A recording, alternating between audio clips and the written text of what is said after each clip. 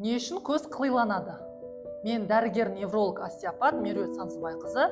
Керекті мәліметті жоғалтып алмас үшін сақтап алыңыз. Мына жерде бас миынан шығатын 12 жұп нервтер. Соның ішінде көзді қозғалтатын 3-ші, 4-ші, 6-ші жұп нервтерге тоқталамыз. Көзді қозғайтын бұлшықеттер бар. Яғни көзді жоғары, көзді төмен, көзді сыртқа және көзді ішке қарай қозғау қажет қалыпты жағдайда.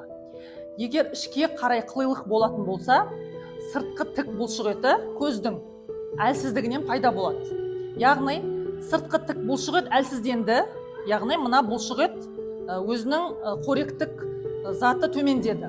Сол кезде мынау ішкі тік бұлшықет ол қалыпты нормада тұр, сондықтан көзді ішке қарай алып кетеді, жиырылады. Себебі мынау сыртқы тік бұлшықет көзді өзіне қарай тарта алмай жатыр. Түсініңіз бе? Сонда қараңыз, мынау оң көз, мынау сол көз. Оң көзде қалыпты тұр, сол көзде ішке қарай қылилық болып тұр. Себебі сыртқы тік бұлшықетінің әлсіздігінен ішкі тік бұлшықеті ішке қарай алып кетті. Егер балаңызда қылилық болатын болса, остеопат сеансына жазылыңыз.